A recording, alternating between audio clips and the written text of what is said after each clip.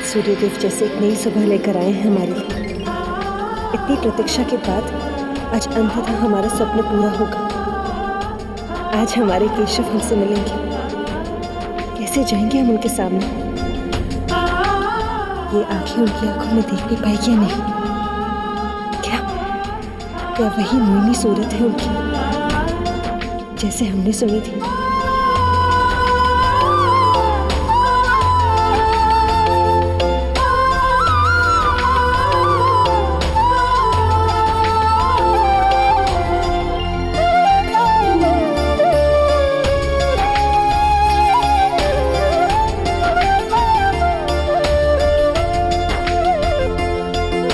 आज हमारे श्रृंगार में कोई कमी ना रह जाए।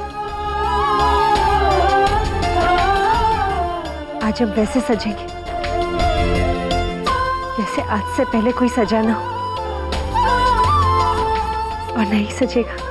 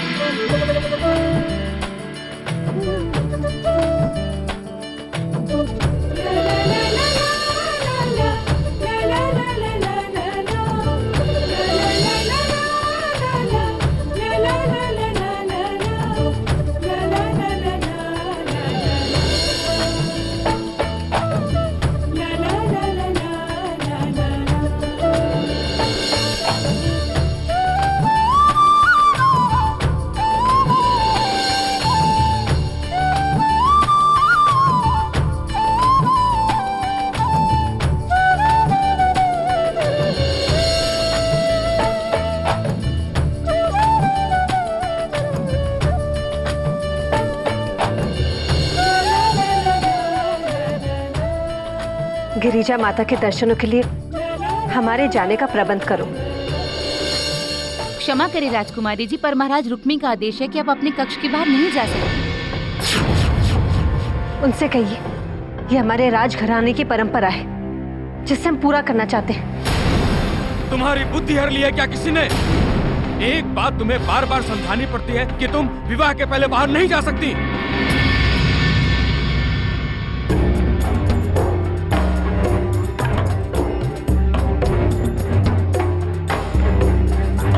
रुक्मी, एक राजा होने के नाते तुम्हारा ये कर्तव्य है कि तुम देखो कि परंपरा का पालन और उनकी रक्षा हो। देवी माँ का आशीर्वाद लेना हमारे कुल की परंपरा है और हमारी बेटी को इसका निर्वाह करने दो। माँ के आशीर्वाद के लिए जाना चाहती है वो। माँ की पूजा अर्चना से रुक्मिणी को रोककर तुम माँ के प्रकोप को आमंत्रण दे रहे हो। कहीं ऐसा न हो कि तुम्हारा ये हट इस विवाह और तुम्हारे अपने जीवन में भी भूचाल ले आए।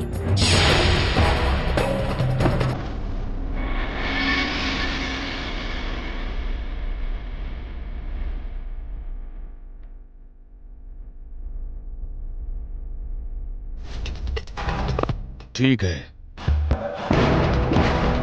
किंतु किसी भय से विवश होकर नहीं, बल्कि एक राजा के दया के नाते इसे आज्ञा दे रहे हैं। किंतु यह अकेली नहीं जाएगी, हमारे विशेष अंगरक्षकों की टुकड़ी भी इसके साथ जाएगी। दारुक, रथ रोकिए।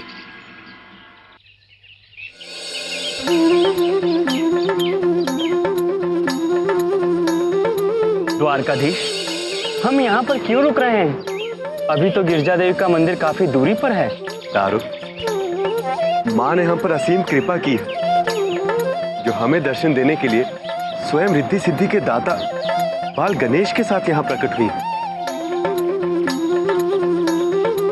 विघ्नहर्ता गणेश जी और गिरिजा माता का यहाँ मिलना हमारे लिए शुभ संकेत है। इसलिए उनका आशीर्वाद लिए बिना हम आगे कैसे बढ़ सकते हैं?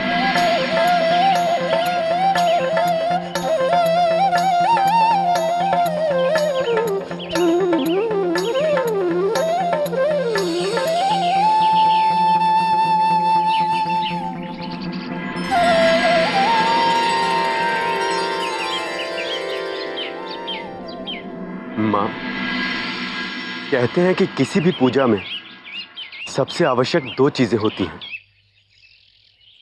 एक श्रद्धा और दूसरा पुष्प। पुष्प तो नहीं है मेरे पास।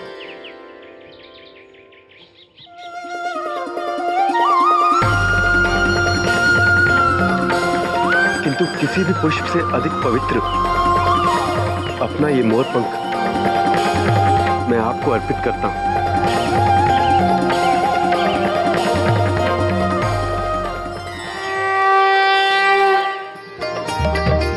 दारुक, चलिए। जी महाराज। जगदीश हरे हरे हरे द्वारकाधीश हरे।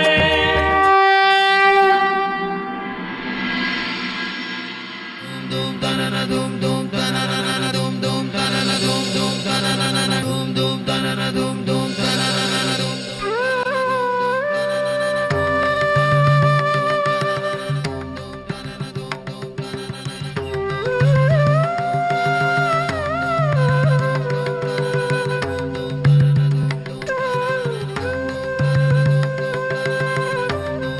कहते हैं जब एक कन्या वधू का रूप धर लेती है तो किसी के घर की लक्ष्मी बन जाती है। आज हमारी बेटी मां लक्ष्मी का ही रूप लग रही है। हमारा यह आशीर्वाद है बेटा कि हमारी ये देवी लक्ष्मी अपने कृष्ण रूपी विष्णु के साथ सदैव प्रसन्न रहे। माता पिता की आशीष कभी नहीं चूकती पिताश्री।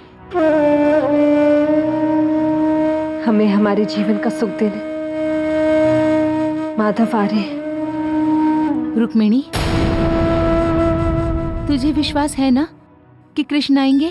माँ, वचन भले ही हम दोनों के बीच का, उसके साक्षी ये सूर्य देव है, ये धरती है, ये आकाश है, वो देवी देवताएं हैं जिन्होंने कृष्ण को ये वचन देते हुए सुना होगा। माँ, द्वारकाधीश अपना वचन कभी झूठा नहीं पड़ने देंगे। हमें पूरा विश्वास है माँ कि वो अवश्य आएंगे, अवश्य आएंगे वो।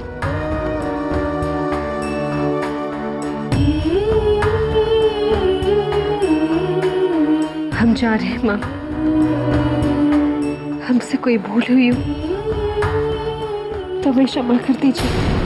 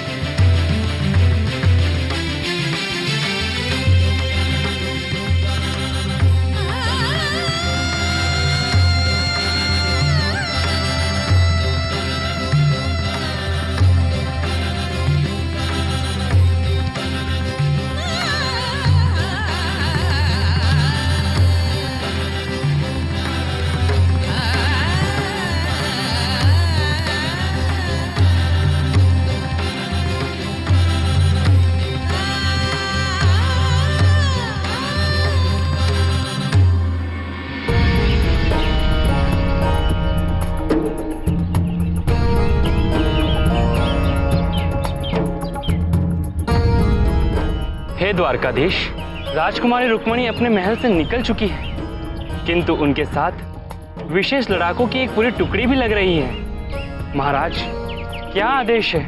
दारुक, जिस कार्य के लिए आए हैं उसे तो पूरा करना ही है। तो चाहे सामने सेना की टुकड़ी हो या तीनों लोगों की कुल सेना ही क्यों ना हो, चलिए दारुक।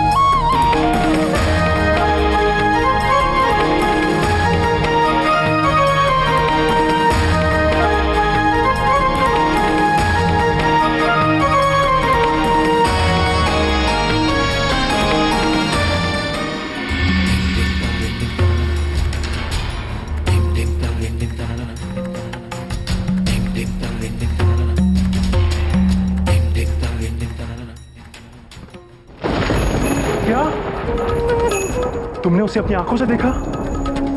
कब देखा तुमने उस ग्वाले को कुंदनपुर की सीमा में प्रवेश करते हुए? आज सवेरे ही महाराज। तो वहां सब सैनिक क्या कर रहे थे? उसे वहां क्यों नहीं रोक लिया गया? उस कपटी कृष्ण को कुंदनपुर की सीमा में क्यों आने दिया गया? क्या? और महाराज जरासंध भी यहाँ नहीं है। वो सब राजाओं को विवाह का निमंत्रण देने गए हैं। अब ऐसे में हम क्या करें? शिशुपाल, आप चिंता न करें, आप चलें। हम आते हैं अपनी पूरी सेना के साथ उस ग्वाले को मृत्यु दंड देने।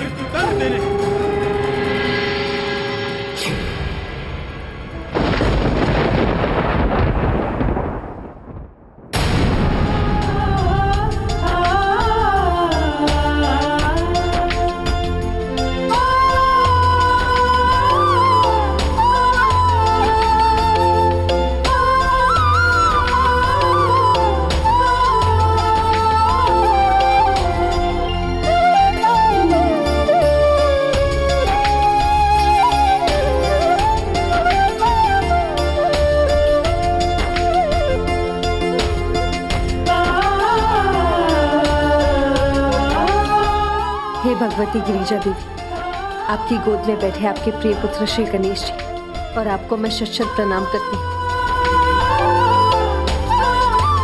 माँ, हमने सदैव श्रद्धा और मन से आपको ही ध्याया है, पर कोई भूल हुई हो तो हमें क्षमा करें। आपका आशीर्वाद चाहेंगे माँ कि जब जब श्री कृष्ण इस धरती पर जन्म ले तब तब अपनी पत्नी के रूप में हमें ही स्वीकारें। सैनिक। जी महाराज। महाराज जरासंध को शीघ्र अतिशीघ्र सूचित किया जाए। कृष्णा!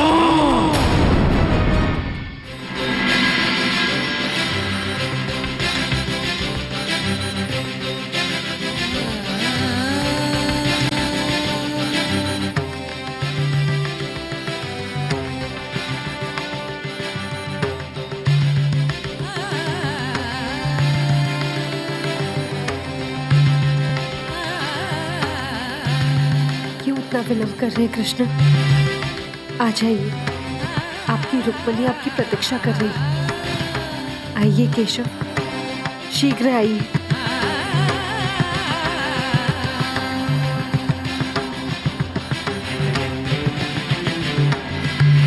राजकुमारी जी, महल जाने का समय हो चुका है।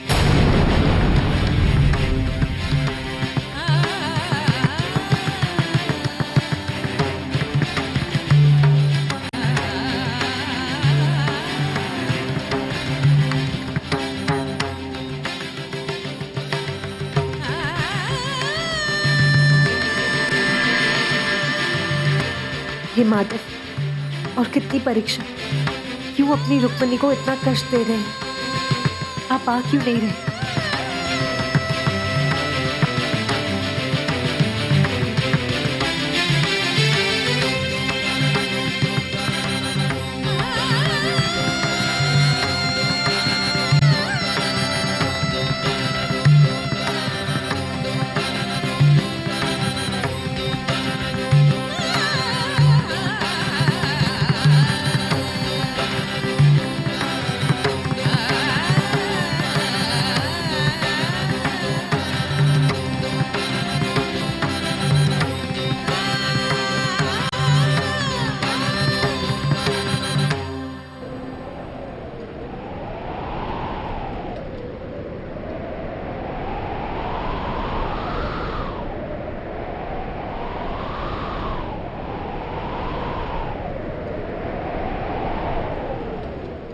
राजकुमारी जी, प्रस्थान करें।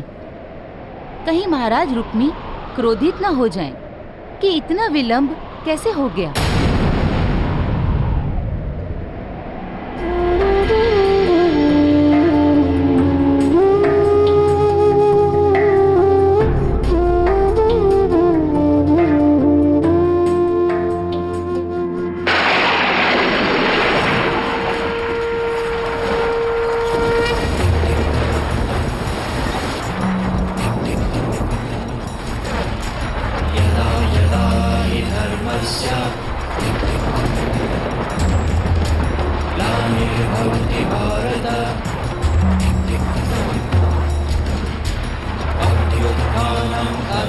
धर्मस्य तदात्मानं सृजाम्यहम् परित्राणाय साधूनां विनाशाय च दुष्कृतां धर्मसंस्थापनार्थाय सम्भवामि युगे युगे यदा यदा हि धर्मस्य ग्लानिर्भवति भारत अभ्युत्थानम् अधर्मस्य तदाज्ञानं सृजाम्यहम् परित्राणाय साधूनां विनाशाय च दुष्कृतां धर्मसंस्थापनार्थाय सम्भवामि युगे युगे